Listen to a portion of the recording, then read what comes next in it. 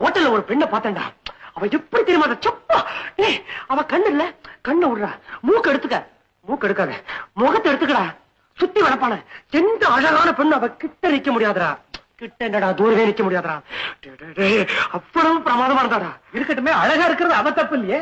அப்படின்னா அப்பேற்பட்டவ எங்க கூட பேசுறாளா, அதான் தப்புங்கிற? பேசுறது எப்படா தப்பாக முடியும்? அவ என்ன பார்த்து ஐ லைக் யூ, உங்களை எனக்கு ரொம்ப பிடிச்சிருக்கு அப்படின்னு சொன்னாடா. அப்புறம் ஏண்டா இதுல இருந்து அவளுக்கு என் மேல நல்ல பெரிய இருக்குன்னு தெரியுதுல்ல? நிச்சயமா, நிச்சயமானடா, நிச்சயமா. அவ பிறந்த நாளைக்கு எனக்கு மாத்திரம் தான் அழைப்பு அனுப்பிச்சிருக்கா. பாக்கி எந்த பையனுக்கு அனுப்பல தெரியுமா? ராகவன், அவ என்ன பார்த்து உங்களுக்கு கல்யாணம் ஆயிடுச்சா அப்படின்னு கேட்டாரா? கேட்டாளா? சாரமா கேட்டுட்டு சும்மாதான் கேட்டேன் அப்படின்ட்டாடா. சிரிச்சு மழுப்பிட்டாளாக்கா? டேய், காலேஜ்னு ஒண்ணு இல்லன்னா பொழுது போற தெரியாம எவ்வளவு மணி நேரம் வேணா உங்க கூட பேசிட்டு இருப்பேன் அப்படின்னு சொன்னாடா. சுந்தரம், சந்தேகமே இல்ல. டேய், முக்கியமான விஷயம். ஒரு ஃப்ரெண்டோட ஹோட்டலுக்கு வந்தவா ஹேண்ட்பேக் இல்ல கைப்பை, அதை மறந்து வச்சுட்டு அதுக்காக இன்னொரு தடவை வந்துட்டு போயிருக்காடா. தனியா தானே வந்தா? ஆமா, ரெட்டை தனியா வெளியே விட்டுட்டா.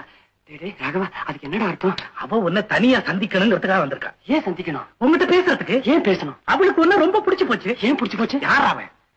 அவ உன்னை காதலிக்கிறான். இன்னொரு தடவை சொல்லு. அவ உன்னை காதலிக்கிறாடா. எழுதி கொடுறா. எனக்கு அப்படித்தாண்டா தோணுது. நிச்சயமா, நிச்சயமா, சந்தேகமே இல்லை.